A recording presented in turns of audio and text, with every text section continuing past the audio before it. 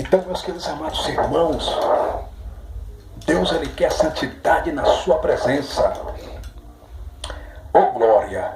Romanos capítulo 1, versículo 25 está escrito assim: pois mudar a verdade de Deus é mentira, e honrar e servir mais a criatura do que o Criador, que é bendito eternamente. Amém. Versículo 26 diz assim: pelo que Deus os abandonou às paixões infames, porque até as suas mulheres mudaram o uso natural, no contrário à natureza. E semelhantemente também os varões, deixando o uso natural da mulher, se inflamarem em sua sensualidade uns para com os outros. Varão com varão, cometendo torpeza e recebendo em si mesmo a recompensa que convinha ao seu erro. E como eles não se importaram de ter conhecimento de Deus, assim Deus os entregou a um sentimento perverso para fazerem coisas que não convêm, estando cheio de toda iniquidade, prostituição, malícia, avareza, maldade, cheio de inveja, homicídio, contenda, engano, malignidade, sendo murmuradores, detratores, aborrecedores de Deus, injuriadores, soberbos, presunçosos, inventores de mal e desobediente ao pai e à mãe, nécio, infiel nos contratos, sem afeição natural, irreconciliável, sem misericórdia, os quais, conhecendo a justiça de Deus, que são dignos de morte, os que tais coisas praticam, não somente as fazem, mas também consentem aos que as fazem. Aqui se refere o apóstolo Paulo, cheio do Espírito Santo, escrevendo sua carta de cunho paulino, da autoria paulina, para os irmãos de Roma, para os romanos. Paulo disse que na progressiva cidade de Roma, e até mesmo na igreja de Roma, algumas pessoas estavam praticando pecados contra Deus. Algumas pessoas lá praticavam todo tipo de iniquidade, praticavam malícia, avareza, maldade, inveja, prostituição. E eles transformaram a verdade de Deus em mentira. Eles mudaram a verdade de Deus em mentira e honraram e serviram mais a criatura do que o Criador, que é bendito eternamente. Amém. E Paulo fala aqui que os varões deixaram o uso natural da mulher e se inflamaram em sua sensualidade uns para com os outros, varão com varão.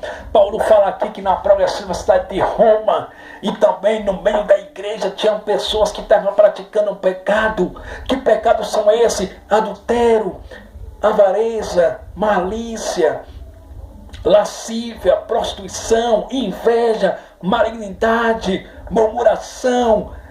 Pessoas que eram desobedientes a pais e mães. E Paulo também fala aqui que no meio da igreja, até mesmo na cidade de Roma, tinham pessoas que deixaram o uso natural da mulher, né? Varão com varão.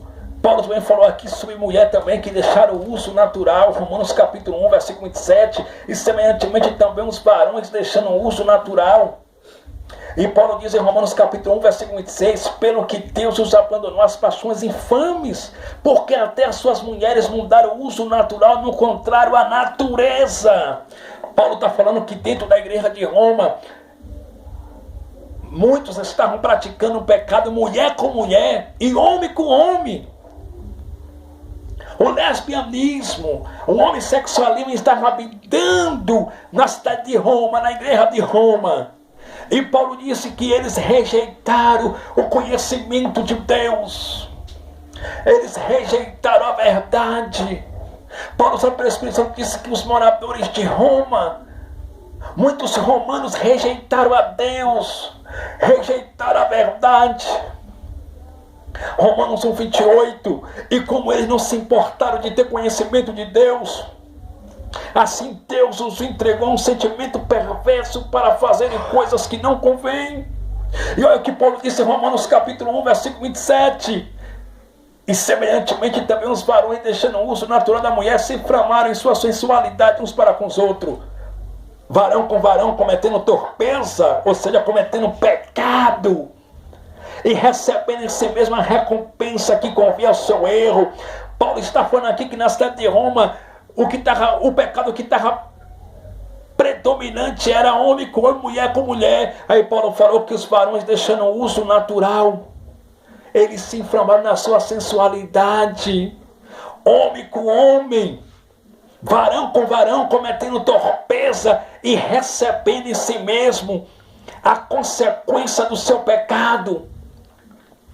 Que consequências são essas? Enfermidades incuráveis do seu pecado, varão com varão, cometendo um pecado, torpeza e recebendo em si mesmo a recompensa que convém ao seu erro, recebendo em si mesmo a recompensa dos seus pecados, a consequência dos seus pecados, que são as enfermidades incuráveis. Aí Paulo diz, como eles rejeitaram a Deus, como eles não quiseram ter conhecimento sobre Deus, como eles rejeitaram a verdade, Deus os entregou a um sentimento perverso para fazerem coisas que não convêm. E sabe o que Paulo disse para os irmãos da igreja de Roma? Romanos capítulo 1, versículo 32. Paulo disse assim, olha irmãos, no meio da igreja tem adúltero, tem prostituto, tem avareza, tem maldade, mulher com mulher, homem com homem, filhos que são desobedientes a pai e mãe.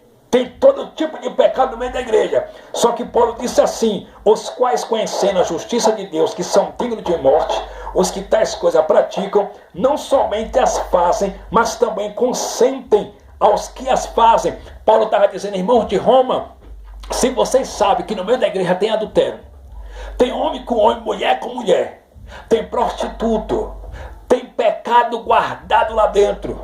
Se você sabe que no meio da igreja você conhece um pastor que está no 3º e 4º casamento.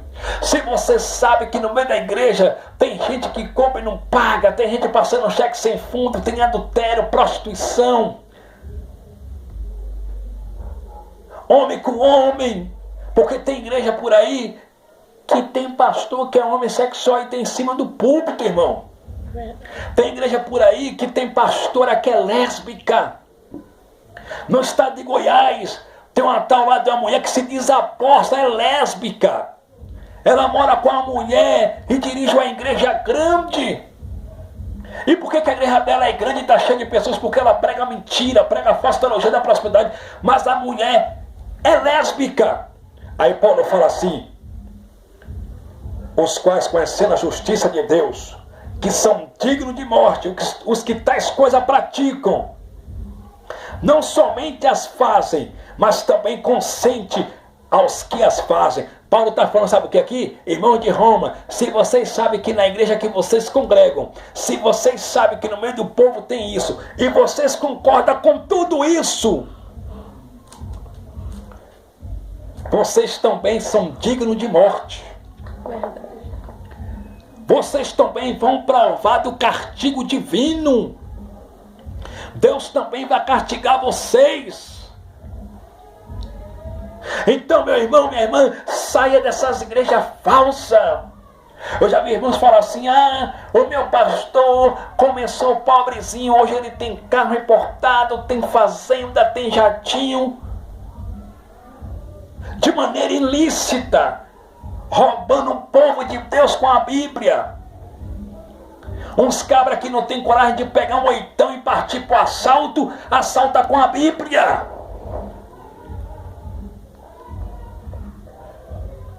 Se você sabe que teu pastor é bandido, se você sabe que teu pastor está no 4º casamento e você aplaude isso, você também vai ser castigado por Deus. É isso que a Bíblia está dizendo aqui. Se você congrega na igreja e sabe que a líder do círculo de oração está em adultério e você continua lá como se nada tivesse acontecido, você também vai ser castigada por Deus. Se você congrega numa igreja e sabe que a tua pastora trai o marido, e você ainda congrega lá, porque tem um bocado de gente que fala assim, não, eu sei que ele está no erro, mas é com ele e Deus. É com ele e Deus, sim senhor, é com ele e Deus e com ele e Deus. Mas se tu sabe que ele está no erro e tu continua congregando lá, você é cúmplice, você é conivente com o erro dele, você é conivente com o erro dela, minha irmã. E quando Deus descer o juízo sobre ela, vai descer sobre você também, porque você é conivente do pecado dela. Você é conivente com o pecado dele. Saia dessas igrejas apóstatas.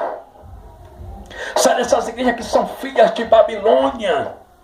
A mãe do comércio, a mãe da comercialização. Ô glória!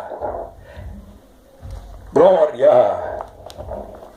Esse capítulo 18 do Apocalipse descreve em detalhe o poder político, comercial, e financeiro da grande Babilônia. O capítulo 18 de Apocalipse está falando do poder político, comercial e financeiro da grande Babilônia. Assim como no passado ela foi a capital de um império mundial que dominou, invadiu, destruiu, roubou e escravizou poderosas nações nos últimos dias. No último dia, a Babilônia exercerá um poder muito maior do que nos dias gloriosos de Nabucodonosor, um dos seus maiores líderes. O quadro profético de Babilônia vem sendo desenhado na Bíblia fielmente de acordo com a vontade divina. A união dos povos, a formação de blocos econômicos fortíssimos, o surgimento de uma administração central única com poderes especiais sobre o mundo inteiro. Tem sido analisado, estudado e considerado diariamente a implantação de uma moeda única. Tem sido estudado, queridos, e considerado diariamente a implantação de uma moeda única, um sistema monetário. Babilônia, de Apocalipse capítulo 18, é um sistema monetário globalizado. Um sistema monetário globalizado já está ocorrendo em diversos países também.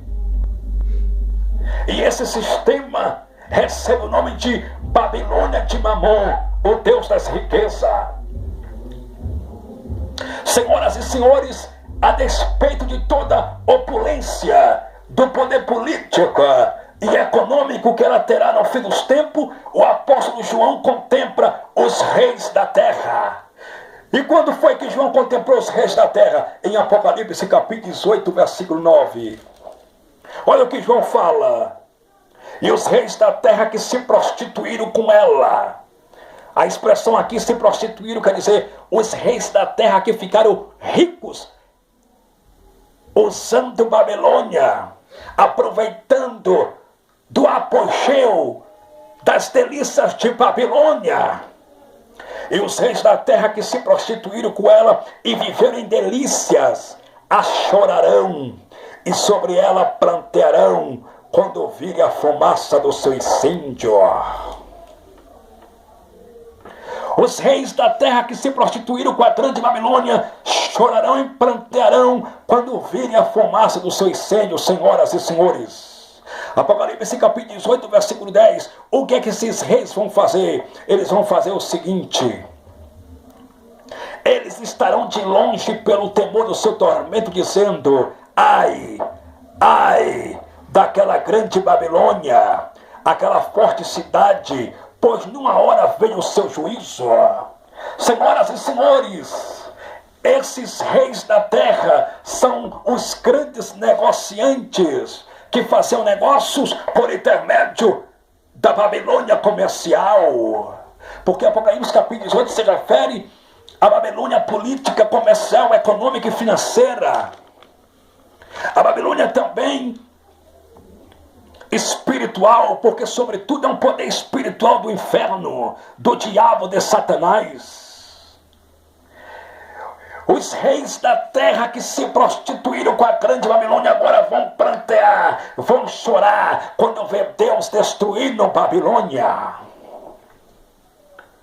Negociantes, grandes empresários, empresas multinacionais, grupos financeiros globais, líderes e governantes dos povos e das nações. João contemplou eles gritando desesperado e dizendo: ai, ai daquela grande Babilônia, aquela forte cidade, pois numa hora veio o seu juízo. Por que os reis da terra que usufruíram, que aproveitaram das delícias de Babilônia para fazerem negócios com Babilônia, ficarem ricos ilicitamente em detrimento do sofrimento dos outros, agora estão planteando, senhores, agora estão gemendo, chorando amargamente e dizendo: ai, ai daquela grande Babilônia, aquela forte cidade, pois numa hora veio o seu juízo. Senhoras e senhores, preste bastante atenção. Os reis da terra chorarão e prantearão. Que reis são esses? Aqueles cujo interesse principal era o dinheiro, o luxo e a satisfação do prazer, que era o Deus de suas vidas. Já não pode tirar proveito das suas mercadorias, pois acabaram a sua riqueza, porque Deus vai destruir Babilônia. Os reis aqui se referem aos negociantes. Eles chorarão e prantearão. Por quê, pastor Fabiano Santana? Porque agora não pode mais vender as suas mercadorias. Não pode vender mais as suas mercadorias em Babilônia. Não pode mais se enriquecer em Babilônia. Acabou a mamata. Acabou o apogeu. Acabou a boa vida. Aqui Deus manifesta com clareza a sua repulsa a negócios e governo que se firmam na avareza e no poder opressivo. Deus está contra os que buscam riquezas, conforto e prazer, desprezando os modestos valores de Jesus Cristo. Aqueles que vivem no luxo e nos prazeres, ignorando a Deus, serão abatidos pela sua ira. Senhoras e senhores, os grandes negociantes que ficaram ricos em detrimento dos sofrimentos dos outros vão ficar pobres, porque as suas mercadorias não vão poder mais vender em Babilônia, não vão poder mais tirar proveito financeiro de Babilônia, porque Deus vai destruir Babilônia. E agora, quando eles virem o juízo de Deus, quando eles verem agora a praga de Deus, o castigo de Deus, o juízo de Deus descendo sobre Babilônia, eles vão prantear, eles vão chorar amargamente, vai dizer: ai, ai daquela grande Babilônia. Ou seja, ai, ai daquela grande cidade. Ai, ai daquela grande Babilônia, aquela forte cidade, pois numa hora veio o seu juízo. Aleluia, glória a Deus, glória a Deus, glória a Deus, glória a Deus. Senhoras e senhores, Jesus está às portas. Jesus está às portas, Jesus está voltando. Essa Babilônia do Apocalipse, capítulo 18, senhoras e senhores, é um poder econômico, social, espiritual do inferno, e um poder comercial e político. O anticristo vai ter uma grande relação com esta Babilônia do Apocalipse, capítulo 18. Observamos que o anticristo estabelecerá uma relação pessoal íntima, muito especial com a Babilônia religiosa de Apocalipse, capítulo 17. Com respeito à segunda Babilônia, em Apocalipse, capítulo 18, esse líder diabólico também se relacionará com ela na dimensão política, econômica, como ditador mundial. O anticristo precisará afirmar alianças para a sustentação política e comercial do seu império. As profecias bíblicas indicam que o anticristo, no início do seu governo, prometerá paz, segurança, estabilidade econômica e prosperidade a todos. Inicialmente, seu sucesso será patrocinado pelo sistema espiritual da Babilônia. As pessoas terão casas, veículos, dinheiro suficiente para comprar, vestir, comer, divertir-se. Provavelmente todos terão plano de saúde, seguro de vida e outros benefícios. Será a glória da Babilônia, política e comercial do Apocalipse, capítulo 18. Entretanto, como declara as Escrituras, quando por disserem que a paz e segurança, então lhes sobrevirá repetir a destruição.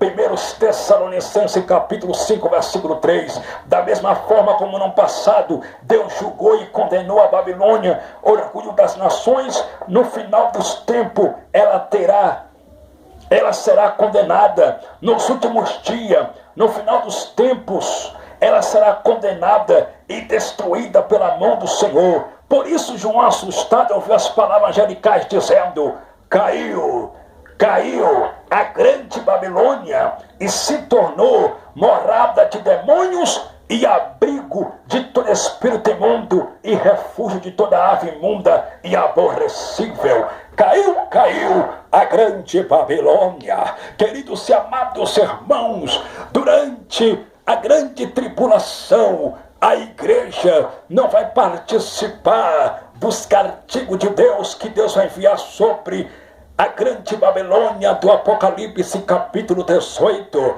Eu acredito piamente e até concordo que antes da igreja ser arrebatada, não do período da grande tribulação, mas no período da tribulação, eu acredito que a igreja vai ver um anticristo. A igreja, ela vai chegar a ver um anticristo, ela vai chegar a ver um anticristo pregando paz, prosperidade, mas a igreja não vai participar dos castigos de Deus. A igreja não vai participar do juízo de Deus durante a grande tribulação sobre Israel por intermédio do anticristo e sobre as nações ímpias e sobre a grande Babilônia.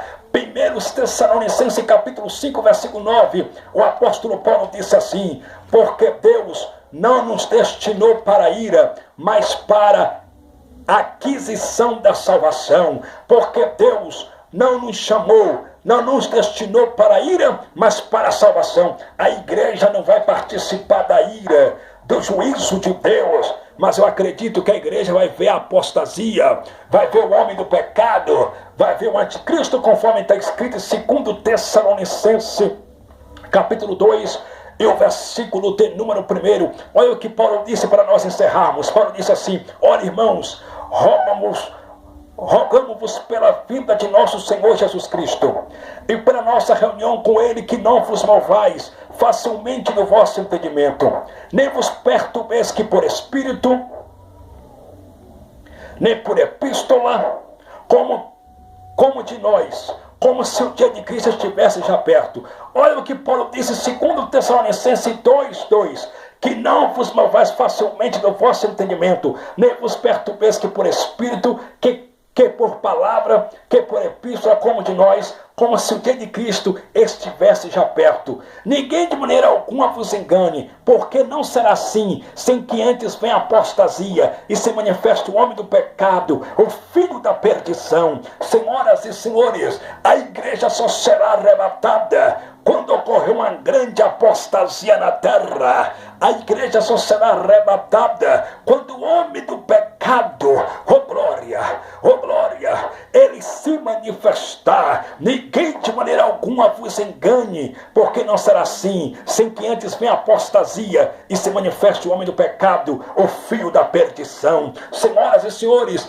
a igreja só vai sair da terra quando o anticristo se manifestar. Eu acredito que a igreja vai ver o anticristo, vai ver até o plano de governo do anticristo como um grande líder mundial, mas a igreja não vai participar do juízo de Deus, da ira de Deus. A igreja não vai passar pela grande tribulação. Quando a igreja vê o anticristo e quando a igreja vê o plano de governo do anticristo, aí Jesus vem e arrebata a igreja para a glória de Deus Pai. Agora os desviados, os afastados dos caminhos do Senhor, os adúlteros, os prostitutos, os avarentos, os idólatras, aqueles que estão em pecado vão participar da grande tribulação e vão ficar com o anticristo, o falso profeta, e vão ficar também com a grande Babilônia mística e religiosa, que é a igreja romana, durante a grande tribulação.